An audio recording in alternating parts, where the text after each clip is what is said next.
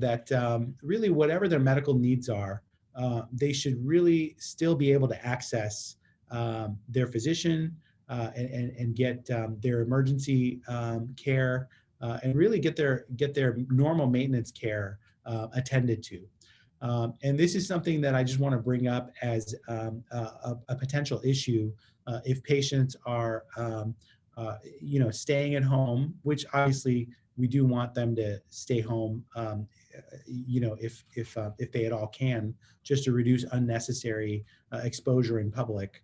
But if they're having a medical issue or a medical problem, that they should really reach out and not hesitate to make a phone call to try to get on a telemedicine connection if their physician offers one, or if they feel like they're having a serious problem, to not hesitate to get seen in an urgent care or an emergency department, because it would be really tragic if someone waited too long for some medical emergency because they had the wrong impression about what's going on at the hospitals or in the emergency departments.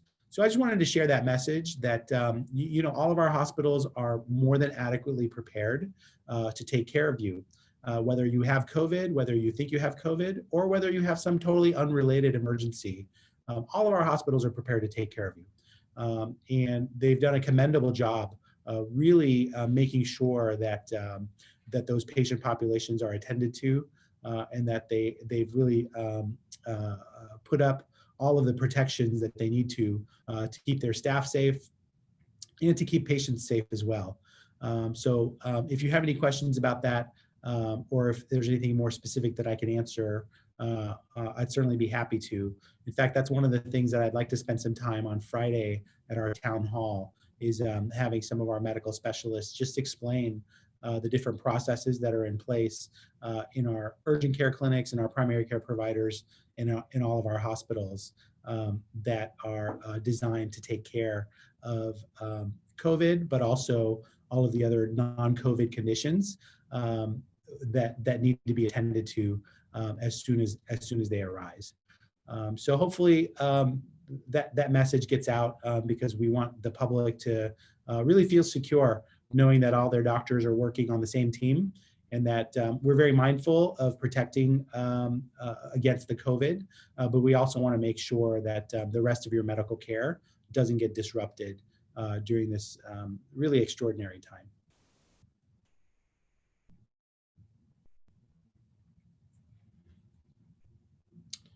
I think that's all the questions. I mean, sorry, that's all the updates that I have. I think there's a couple of questions that were emailed to us. I addressed the one about testing, hopefully. There was another one that I think is really a great topic. I'm just going to touch on it today, but I hope that we can do a deeper dive at a later time. And that is best practices for caring for family members who have COVID-19.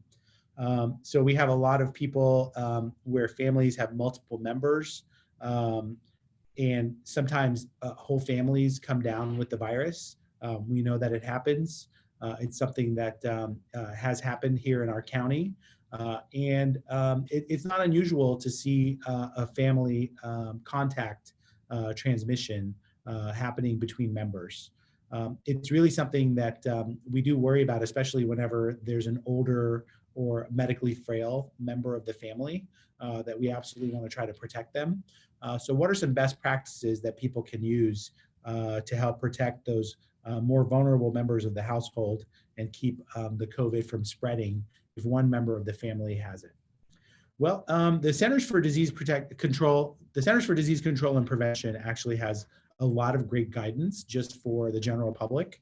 I urge everyone to refer to that, because I think that that's the best scientific guidance about how everyone can stay safe during this time. They have advice for caring for someone who's sick at home, including caregivers who may be family members or other relatives. And really, they have several different tips that I think are equal parts common sense, but also great preventative medicine that you may not have thought of until you're in that situation. So really, a lot of this is just about planning ahead. And a lot of this is really just putting yourself in the position of saying, what if the unthinkable happens? What if I come down with this diagnosis? What if someone in my family comes down with this diagnosis? What are we actually going to do day to day? How are we going to continue to live our lives? But how are we also going to protect the most frail members of our family? And it really will just require some sitting down and planning with your family, and maybe talking to your physician about this as well, and just making sure that you have all of the information and resources that you need. But in general, this is what the CDC recommends. First of all, help cover basic needs. So basically, food and medications would be kind of the top basic needs that someone would have if they got sick, or if they relied on someone else who had the COVID infection, and then that person couldn't go and cover those basic needs because they themselves were ill. So really just have a plan in place for how we're going to provide medications and also meals for that person without contaminating people that are not infected. Usually that means, making sure your hands are clean, making sure that the sick person wears a mask, even within the home, and making sure that you're not sharing utensils, cups, or common surfaces without cleaning them first. So a lot of this is just making sure that you're doing a lot of deep cleaning with things like countertops and other shared common surfaces, but also just making sure that the person who needs medications and meals has those accounted for with advanced planning, and maybe getting people who are not affected by the COVID to help out and pitch in if you at all can. Next, anticipate warning signs. So this is another, I think, another important piece of this is, sometimes people do deteriorate, unfortunately, related to the COVID infection, or maybe related to something else during the time that someone's trying to battle a COVID infection. And really just anticipate, the things that would trigger either a phone call or an actual visit to a medical provider. In general, what that means is, if the person is not able to, tolerate foods just because of vomiting or diarrhea, they're not able to stay hydrated. If they're not able to breathe comfortably, if they're not able to walk to the restroom and walk around the home without getting really winded or short of breath, or if they're just outright stuporous or confused, those would all be triggers to go ahead and get medical attention, because it means that someone is obviously getting quite ill, whether that's related to COVID or something else. Those are all the kinds of signs that you should know how to look for, so that you can prepare in advance and make sure that you act as quickly as possible. If you ever have any doubt, go ahead and call 911. They can certainly walk you through it. Actually, the 911 providers have been given great education about how to deal with patients that have COVID, how to protect family, and also how to protect themselves. And so they can actually be a real resource if you do have that very sick individual and you just need help very quickly. Definitely rely on our public safety and our 911 system to help you with that. Next, provided that someone is not critically ill, really just take extra precautions to protect everybody else from getting that COVID infection. And that means using a separate bedroom and a separate bathroom, if at all possible. And we know that that's because of the droplet transmission that this COVID infection is known to be associated with. And the droplets can be really the air that you share, especially at close quarters. So non-circulating air, especially within 6 feet of someone else that has the infection, is quite contaminated with the droplets of the COVID. So you want to make sure that as much as possible, that person that has the infection gets their own room to stay in throughout the day. And if they do need to come out to common areas, go ahead and have them use a mask even indoors, even within their own home. And that will help protect the rest of the household, and make sure that they're using a clean mask, that no one else is sharing that mask, and that mask is getting cleaned every day or even multiple times a day if you have that availability. Same thing with bathrooms. Make sure that they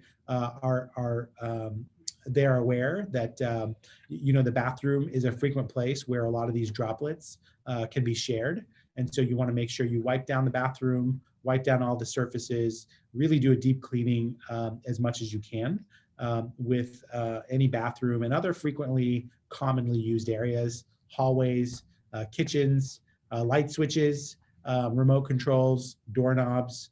The list goes on and on, but if you sit down and think about all the things that we all share within our household or even at work with one another, then I think it becomes quite evident where the high risk areas are. And really just frequent hand hygiene and frequent surface cleaning is really kind of the central theme that comes up over and over again with a lot of this advice. Try to eat in separate areas. I know that really goes against our normal instincts to try to eat together and to try to be together in our household, but it's really important to try to have the person eat in their own room if possible, and really just to handle dishes, cups, glasses, silverware very carefully. Even consider using gloves while you're handling those dishes if you have access to gloves. But if you don't, then just make sure that you wash them very thoroughly with soap and water and that you wash your own hands after you've done those dishes. Avoid sharing personal items. Make sure that the person who is symptomatic or sick is able to wear a mask or a cloth face covering. We've talked about face coverings before. A cloth mask is best, but if you don't have one, then a scarf or even a bandana that can have multiple layers is actually quite good at blocking a lot of those droplets and making sure that you decrease the risk of contaminating the air around that person and the surfaces that they're interacting with. And then just remember that you can disinfect with just some regular old household chemicals. There's really no special disinfectants that are needed. Anything that kills bacteria and viruses is going to be good enough, whether that's the wipes, the disinfecting wipes, soap and water solution, or a dilute solution of bleach. You can just use that to wipe down all of your common surfaces, and that should help to really secure the cleanliness of your home. And then, just be very mindful of the clothes because even though the droplets don't stay very long on the clothes, don't stay viable very long on the clothes, that's still another way that droplets, especially if someone's coughing a lot, can stay on clothes. And then you want to make sure that you're washing clothes. I know our healthcare workers are very mindful of this. They use gowns when they're dealing with patients that have the COVID. And then as soon as they're done with their workday, they go ahead and change out and wash their clothes immediately. And that's probably a really good habit for all of us to get into is just making sure that we're using clean clothes at the start of every day and that we're washing all of our clothes, especially if we have a family member who has the COVID infection. Using a lined trash can, that's really important just to make sure that you use gloves whenever you're removing garbage bags and disposing of trash, because that trash might contain tissues and other things that are discarded that have a really high viral load, with a really high number of germs. And so you want to make sure that that's disposed of very properly and that you use trash bags and gloves. And really just wash your hands once again after you handle trash of any kind, especially if it's got any medical waste, such as tissues, etc. And lastly, learn how to track your own health. If you have access to a thermometer, get in the habit of checking your temperature every day or even twice a day. And if you don't have a thermometer, really just be mindful of any changes in your body that might indicate the onset of a viral infection. And that can include just body aches all over, fevers, chills, muscle spasms. Some people describe a loss of their sense of taste. Some people describe a disruption in the way that they smell. And then really, obviously, all of the changes that we know can happen related to our organs of breathing. So whether that's a sore throat or congestion in your nose, or something even more serious like real difficulty breathing or a bad cough, or just being really winded and very tired, even after doing some very small daily activity. Those are all very concerning symptoms, and those should prompt getting seen by a medical provider. so that you can get checked out right away to see if you're coming down with complications or if you need to get tested. So all of this is really advice that's provided by the CDC, and I urge you to go visit that site, especially before you need it. Learn how to get good information before you're in that panic mode that you have a sick family member or you yourself are coming down with something and that's affecting your concentration. Really try to get yourself educated and brushed up on, a lot of this is common sense, but a lot of this is really small things that you might not have thought of, like keeping, a journal of your temperature every day. That's not something that is instinctual to many of us, but it becomes really important whenever we're closely tracking our own symptoms during a period of quarantine or something like that. So the CDC actually provides really good guidance. Whenever we do our guidance for our patients, we actually give them a pretty detailed set of instructions. Some would say too detailed. We're actually trying to make it a little bit more user-friendly. But what we do is we give them a symptom tracker, and that's basically just a daily journal that they need to fill out. We give them really detailed instructions that are pulled from Centers for Disease Control as well as from our state partners. And we give them information about how to get more information and more help from our health department right here. So every single person who has a fever is put into a program of self-isolation as a result of our health officer order. And that means that they're instructed to stay home for a minimum of 7 days, but then they're also given a lot of other instructions about what to do, including all the things that I just mentioned, as well as what to do when they're out in public, how to use masks so that they don't contaminate other public spaces whenever they need to do their essential errands, and what to tell their family members and their close contacts about their diagnosis so that they can protect their family members, their coworkers, their close contacts. So all of that is pretty detailed information. We do try with our contact tracing to try to cover all of that, but obviously we would love for the general public to have all of that information already as background so that we can be more efficient with our contact tracing, and we can all kind of together pitch in and keep our community safe. Because the more general knowledge about this that there is out there, the easier it'll be to contain outbreaks whenever they do happen, and to make sure that everyone's on the same page moving forward, especially as we start to think about the road to recovery.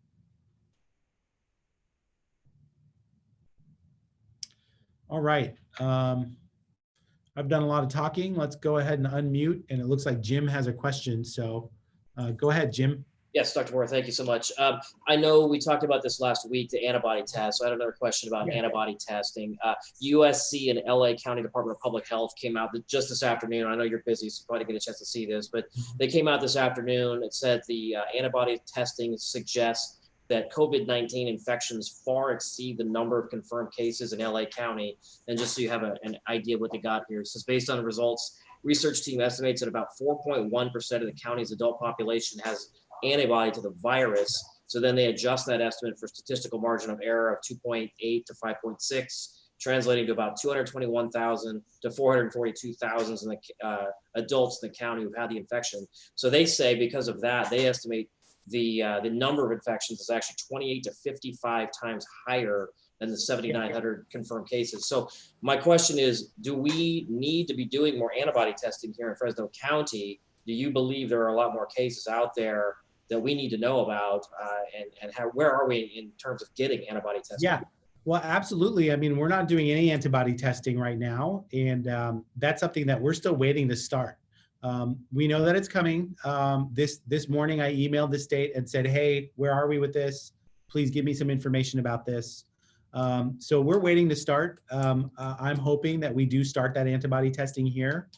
And going back to the results from LA County, that actually is very consistent with the results that we've gotten from Northern California, as well as in some of the other places that are doing widespread antibody testing, is that the number of positive cases that we've detected with the swabs that we do is probably just the tip of the iceberg, and that there's a lot more people that have gotten the infection or were very asymptomatic at the time that they got the infection and didn't come get tested or weren't tested at the time.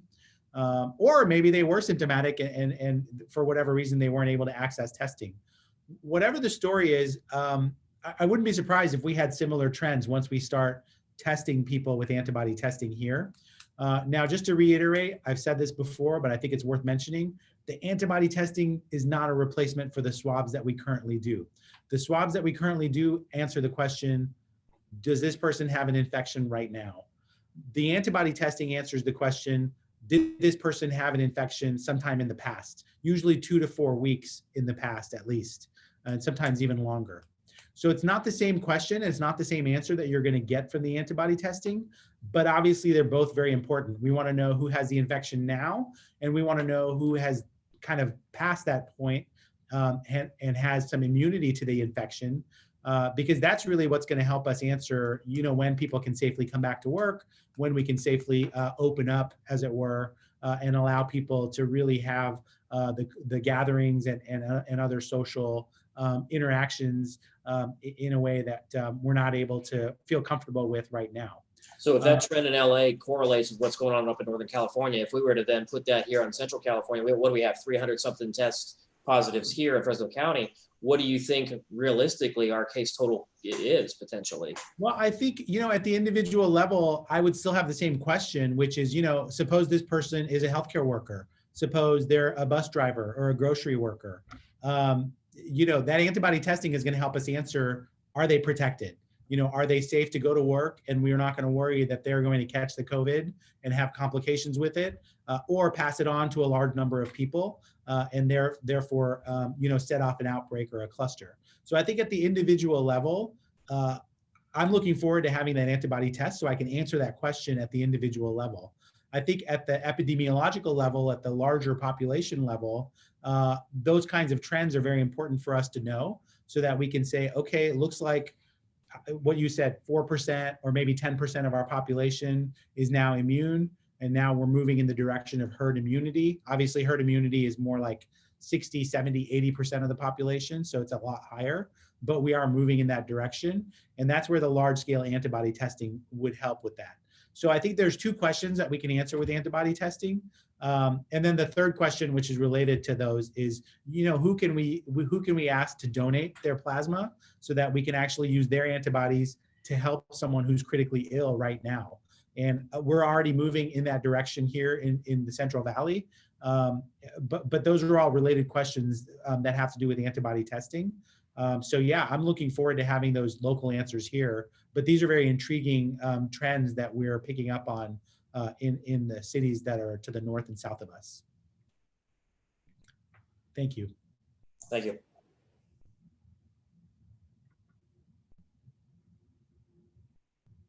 Hi there. This is Colby Bermella from Politico. Thanks so much for taking the time, sir. I was wanting to see if there are any other county officials on the call right now who could maybe speak to some, maybe like a budget, like a fiscal question that I have perhaps. No worries if not, just wanted to ask. Let me see here. I don't think this is a county official, but there's someone named the new Yoda. I don't think that they're a county official. Oh, okay. What's your actual fiscal question? Maybe that'll help. I see Gene is on. I don't know if he's available to answer a question.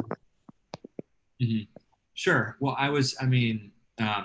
don't know if the answer necessarily by the folks here at all, but I'll still ask it. I was just wanting to know what the county's fiscal situation is, given the pandemic, of course, given reduced revenues and higher. First part. Yeah, our county administrator, Gene Rousseau, has addressed this before. I think he's got another media update scheduled for tomorrow. So if it's okay with you, I'll just defer to that time if you're able to join us then. Or if you want to email us the question, I think we can go ahead and answer it. But yeah, I appreciate the question. I would rather just defer it to Gene and his team to answer about the budget. Yeah, totally understand. Thank you. Yeah, no problem. Hey, Dr. Vohra, Corin Hoggard from ABC 30. How you doing? Corin. Good. How are you? I just wanted to follow up on Jim's line of questioning about antibody testing. I don't know what happened there. The question I have with that is that the number of cases being 50 times higher makes the death rate 50 times or 1/50th of what we are seeing. And I'm wondering what kind of public health administration changes you'd make there. What kind of, to the NPIs would you change? Well, that's a good question. I think from what I understand, the NPIs are the reason why the death rate is so low. I think it would take a lot of consideration, and I think we'd have to proceed with caution to try to roll back some of the NPIs, just because we would then see that the death rate would be a lot higher. So I think the reason that we have, what some would consider a low death rate is because the NPIs were put into place so early, and it seemed to have worked so well. But having said that, I mean, considering the human element, every one of these fatalities is a tragedy, and we really shouldn't be satisfied whether that's a 1% or a 0.1%. Every one of these is preventable, and obviously it's a huge loss. And so, from my perspective, I feel like I don't know that we would really change our approach to the workup and the diagnosis. And obviously, whenever good treatments become available, applying those treatments for these patients.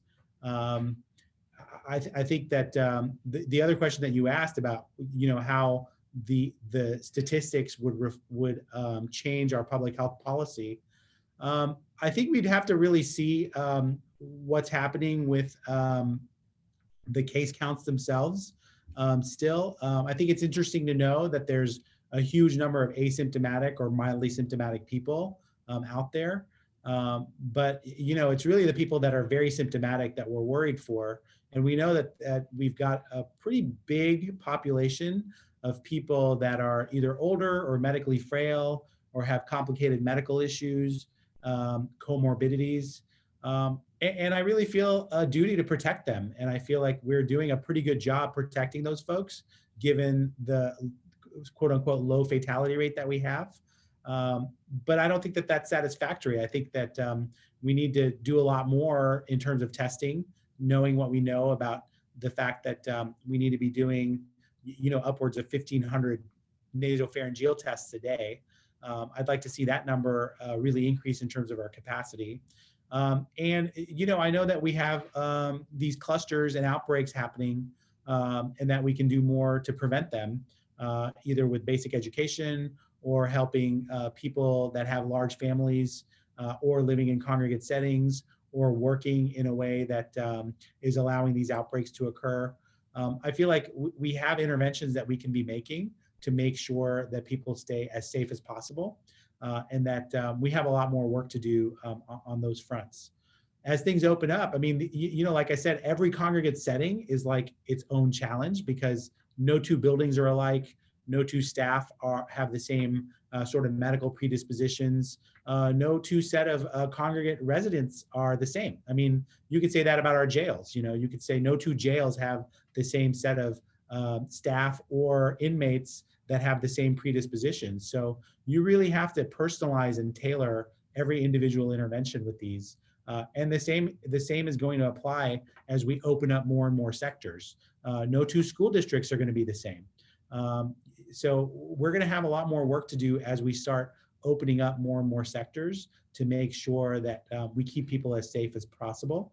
The antibody testing will be one piece of that, and will certainly give us some reassurance whenever we test people and it turns out that they have the immunity that we think that this antibody testing will answer.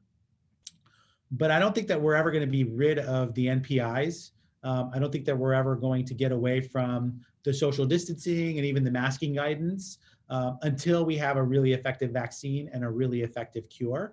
I think that, the non-pharmaceutical interventions, I mean, the name speaks for itself. Until we have pharmaceutical interventions that work, the non-pharmaceutical interventions are all that we're left with. And so why would we get rid of those until we actually have a vaccine and a cure? I think certainly we can proceed to open things up once we do better testing, better contact tracing, and more safety checks in all of our employment areas. But it makes no sense to get rid of NPIs until you have PIs. What's it going to take? You said that we need to be doing about 6 to 10 times as many tests per day as we're doing right now. So what's it going to take to get there? I'm still reeling from that. Again, that's just an estimation that was put out in one of the national publications. And that was really an eye-opener because I thought we were doing really well with our 4,000 tests here in the county. And I'm very proud of our staff and I'm really proud of our medical community, but I think it is good to get that feedback to say, look, we're not done yet. And what it's going to take, like I said, is just to boost up the supply chains in every step of this process. So we have labs that are ready to go. We have people that have PPE ready to go. We have staff that are trained up. And one of the only things that's limiting us right now is that we don't have enough of those Q-tips and those swabs, which seems like a really silly shortage, but it is really legitimate as a reason why we're not able to test more people. And more medical providers are telling us this, is that they just don't have enough testing kits to test everyone that they want to. And so obviously we've requested those. We've really checked with every vendor that we can. I think that this is just a national and an international shortage that we're kind of trapped in. We hope that that gets addressed, but that is something that we're working through. Just like the PPE shortage. I mean, you know, thankfully we're not really hurting for PPE here locally right now, but it could still happen. It just depends on, you know, how quickly we burn through the resources that we have. And we certainly want to make sure that we're protecting everyone that we can. In fact, that gives me a chance to really give a huge note of thanks to the Rotary Club. So the Rotarians here in town are actually actively making masks for people that don't have masks. And these are actually masks made out of paper towels.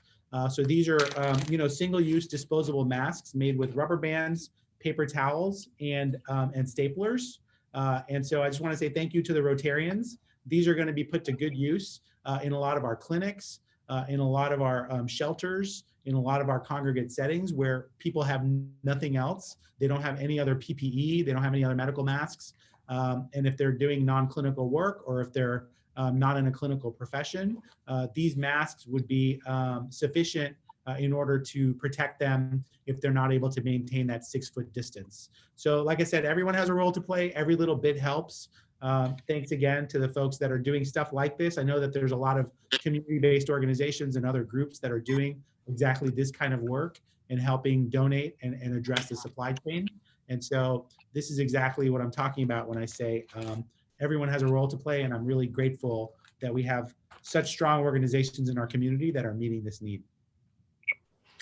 I'll just wrap up by saying that according to Worldometers, tests per 1 million population, the worst state in the nation is Kansas at 6,450 tests per 1 million people. And we've done 5,000 for 1 million people in Fresno County. So we're behind the worst state by 16% or more. Is that a failure, or is that is there like something? You know, I think, you know, we're in a pandemic and there's just a lot of challenges. There's just a lot of things that need to be in place. I think we're getting them in place. I think we have more work to do, but it would be a failure if we stopped trying right now. And we're definitely not going to do that. We're going to keep pushing. We're going to keep expanding our capacity. And like I said, I'm very optimistic. I'm very thankful and grateful for how far our medical community has come to adjust to all of the disruptions that all of us have seen, because they've done fantastic work. But we're not done. You know, like I said, we've really started to view this as a marathon, and we just passed mile 1, and we have a long way to go. And we're going to keep on pushing, and we'll get there. We need to get there as soon as we can, but it would only be a failure if we stopped in the middle without getting to the end. In your email to the governor's office today, Dr. Vohra, did you ask them to get you the antibody test by a specific day, or do you just ask them, when can we get them? Yeah, you know, the governor, actually, the California Department of Public Health has set up a testing task force. and they field questions related to testing. And so I just asked them, what is the status of testing for antibodies, and what is your plan? So I'm giving them a chance to give me a timeline and a process.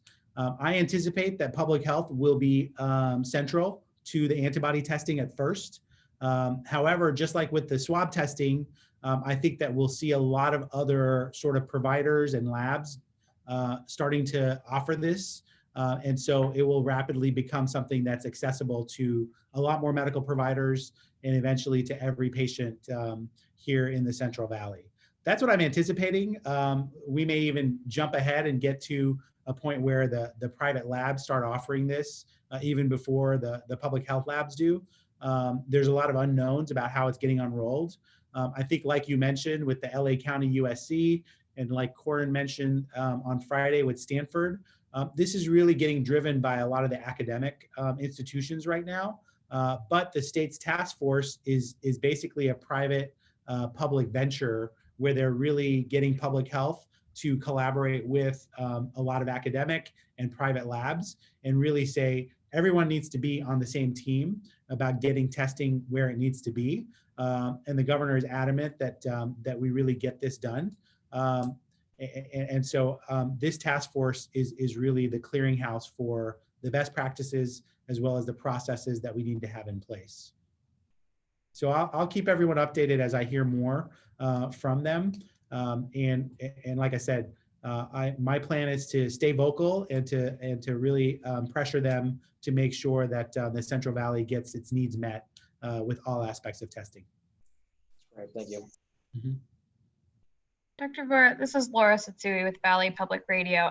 The county put out an advisory before Easter discouraging drive-in church events, saying, and you've mentioned like car parades are not particularly a good idea, but recently a few churches sued, not in Fresno or the Central Valley even, but sued or filed a complaint against the governor saying those restrictions or those advisories are an infringement on religious freedom. I guess in light of that complaint, do you feel maybe Fresno County's advisory discouraging those drive-in things should be updated? Yeah, that's a great question. It's something that we've certainly considered. I think that the reason that we made that advisory was because a lot of these gatherings had been associated with clusters and outbreaks. So again, until we change that piece of it, it's going to be really hard for us to really allow gatherings of any kind, including the drive-ins. The fact that they happen to be associated with faith-based organizations makes this a little bit more complicated. But really, it's the gathering piece of it, not the faith-based piece of it, that we are cautioning against. And so really gatherings of any kind, whether it's for a drive-in movie theater, a drive-in faith-based event, or really anything else that like a school parade in the cars, all of those really lead to the same risk. And that is, people sharing the car airspace at close quarters, not being able to separate households, and then people actually physically getting out. The risk of that is just too great. And it defeats the purpose of just being in the car and doing it as a drive-in. So we really didn't see the advantage of allowing that. And our view on that hasn't really changed yet. But we're obviously open to ideas that people might have about how to do this safely. We just couldn't really make it work for us here in the county. But again, I think this is worth dialoguing about. And really, we want people to give us ideas about how we can do this safely. And if anyone has them, then we're more than happy to talk to them. We talk to our faith-based organizations every week. And so we field questions from them. We listen to their concerns. We explain our rationale. We did that right before Easter. We did that last week. We're planning to do that again this week. So we really hope that we can kind of come to an understanding about why this is necessary, the guidance that we have at this time. And we hope that, as we get more testing and as we get more serology in line, that we will be able to change our guidance and hopefully allow people to have more gatherings safely. For sure. Thank you. Mm-hmm.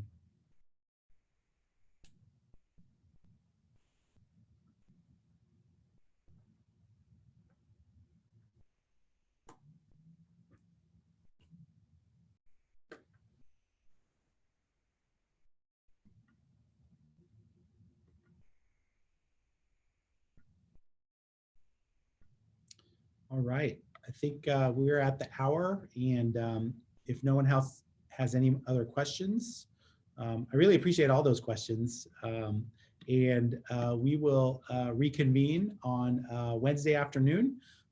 For tomorrow, I think you can plan to have a media availability with our partners over at the County Administration Office. And I will see everyone back at Wednesday afternoon. And in the meantime, please let us know over email or reach out to us if you have questions in the meantime. The time will be a little bit different.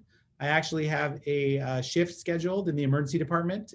So I'd like to meet up with everyone after my shift. So if we can make it at 5 p.m. On that day, I'll be happy to give you an update. No HIPAA, but beyond that, I'll be able to answer any questions that you might have that are not related to specific patient care issues. All right, thank you very much. And I appreciate your spending time with us. Take care. Bye.